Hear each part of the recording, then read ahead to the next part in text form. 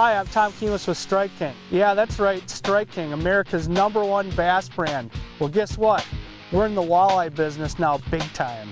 With the Walleye Elite line, we have all aspects of crankbait fishing covered, whether it's trolling or casting. 3 years of development went into these baits. We have a bait designed for any technique that you're going to need to use to put more walleyes in the boat. Take it from me, the Walleye Elite series from Strike King will put more eyes in the boat.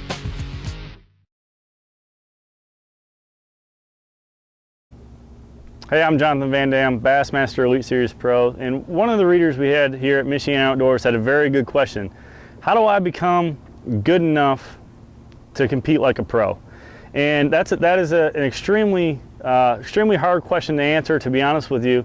But it's one that I hear a lot. You know, it's every local angler and anglers of every level want to know how to become better. You always want to improve on, on your abilities and catch more fish, obviously. So one thing I can say, growing up, I got started, fishing the local level, lakes around the Michiana area and rivers and stuff like that. And I, eventually kind of moved up to some more statewide stuff, more regional level tournaments, and eventually some, national level to the Elite Series where I am now. And one thing that has really helped me a lot is going to other places. You go to these tournaments and you go to these lakes where you fish every week, and you get hung up on baits, you get hung up on specific spots, and you don't venture out. You don't expand on what you already know. You just fish. You fish the past, essentially. You fish what you always have.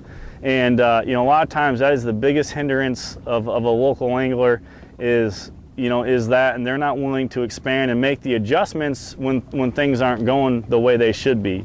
So, fishing these tournaments in these different locations around the country, a specific example, like I fished the Alabama River a couple years ago for an Elite Series event, and I was catching fish, throwing a crankbait on just a really shallow sandbar.